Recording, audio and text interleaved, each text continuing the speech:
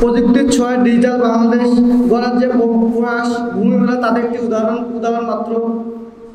আসুন আমরা সকলে মিলে এই উদ্যোগকে স্বাগত জানাই। এই মেলার উদ্দেশ্য হলো যে জনগণকে সচেতন করা। তা আমি বলতে চাই যে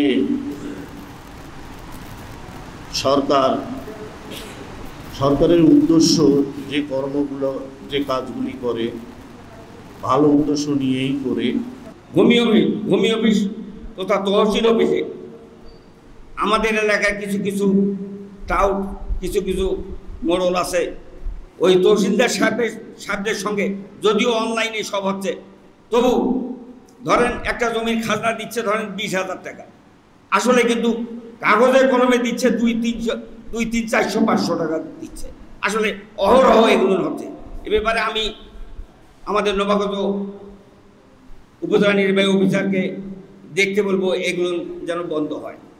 এই কর আদায় যদি আমরা করতে চাই তাহলে প্রথমে কর আদায় অফিসে যারা কর্মরত আছেন তারা শোষক না হয়ে যদি সেবক হয় তাহলে সবচেয়ে কর আদায়টা বিগত যে কোনো সময়ের মধ্যে চেয়ে এই চলতি বছর থেকে যদি প্রক্রিয়া শুরু করা যায় তাহলে সবচেয়ে বেশি কর আদায় হবে বলে আমি মনে করি এবং এই মেলার সফলতা। তো ভূমি যে মেলাটা হচ্ছে এটার উদ্দেশ্যটা হচ্ছে যেন সকল শ্রেণীর জনগণ এই ভূমি সম্পর্কিত যে সেবাগুলো সহজে গ্রহণ করতে পারে। আর আপনারা যেমন খুশি হবেন যে একটি ভূমি মন্ত্রণালয়ের একটি টার্গেট আছে 2028 সালের মধ্যে জনবান্ধব ভূমি সেবা চালু করা।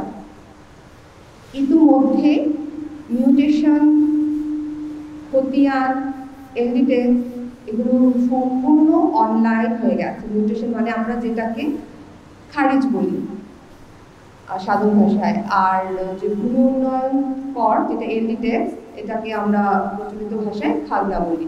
তো এগুলো সম্পূর্ণভাবে অনলাইন হয়ে গেছে।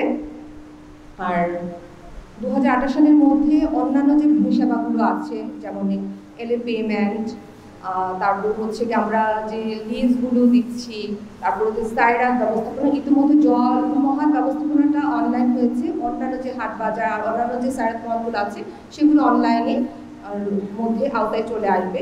তো অনলাইনের আওতায় চলে আসার পরে যে ইমিউটেশন আর যে এলডি ট্যাক্স, খতিয়ান সরবরাহ এগুলো অনলাইনে চলে আসার পরে সরকারি রাজস্ব বহুলাংশে বৃদ্ধি পেয়েছে।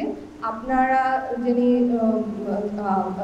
খুশি হবেন যে প্রতিদিন এই যে ইমিউটেশন, খতিয়ান এই অনলাইনের মাধ্যমে ভূমি মন্ত্রণালয় প্রতিদিন 10 কোটি টাকা আমাদের সরকারি রাজস্ব খাতে যাচ্ছে। তো অনলাইন হওয়ার কারণে যে আমাদের সেবাটা সেটা আগের চেয়ে অনেক সহজ হয়েছে।